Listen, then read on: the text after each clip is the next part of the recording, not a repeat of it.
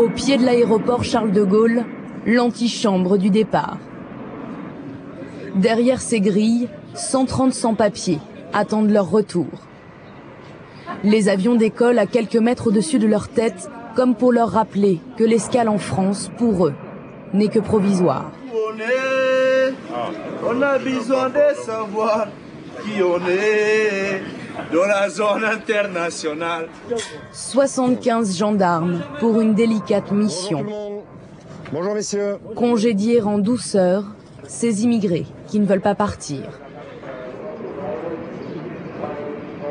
J'ai toute ma famille, j'ai plus personne là-bas au Maroc, j'ai plus personne, ni ma mère, ni rien, tout est mort. Pourquoi vous êtes venu en France? Pour gagner ma vie comme tout le monde. Vous saviez que vous étiez en France en situation irrégulière? Mais j'ai grandi moi ici. Ça fait 38 ans, 39 ans que je suis en France. Tous les attaches que j'ai ici sont ici. Donc je vois pas ce que j'irais faire. Si je vais chez moi, je suis considéré comme un étranger. C'est pas la peine de nous demander des passeports et tout ça, voilà. À la fin, ils nous expulsent. Donc si vous aviez su que la France ne donnait pas de papier, vous ne seriez pas venu? Bien sûr. 156 places, beaucoup d'hommes, quelques femmes, plus de 100 nationalités représentées.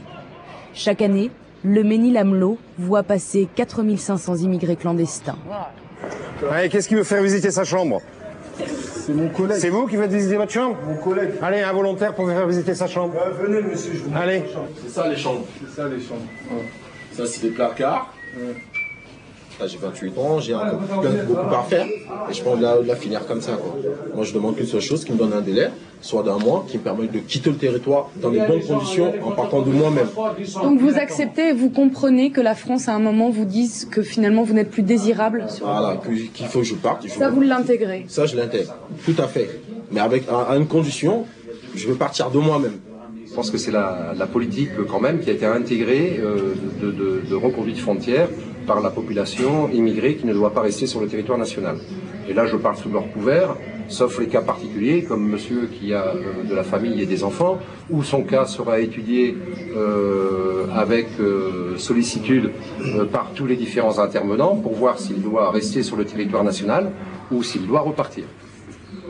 Voilà, ça fait 3 jours que je suis là. Hier, je suis sorti en jugement. Il y avait ma femme, elle était enceinte en 8e mois. Elle allait accoucher, elle est stressée. Et j'ai mon gosse, il a 2 ans. Hier, il est accroché à moi, il ne voulait pas me quitter et tout. Et voilà, il n'y a pas de pitié, il n'y a rien. Monsieur Nzouzi est demandé à la CIMAD. Monsieur Nzouzi, merci. Depuis quelques mois, les centres de rétention voient arriver de plus en plus de personnes non expulsables. La CIMAD, Association de loi 1901, étudie chaque cas. Vous êtes venu me voir parce que vous êtes arrivé en France à l'âge de 6 ans, c'est ça? Vous pouvez m'expliquer? La durée moyenne de transit ici est de 10 jours. 10 jours pour tenter d'empêcher une expulsion qui s'apparente parfois à un retour à l'enfer. Une mission de plus en plus difficile. Comme quoi vous êtes arrivé avant l'âge de 13 ans. On demande de plus en plus de documents. Et que par exemple un acte de naissance ne va pas suffire pour prouver l'identité, etc., etc.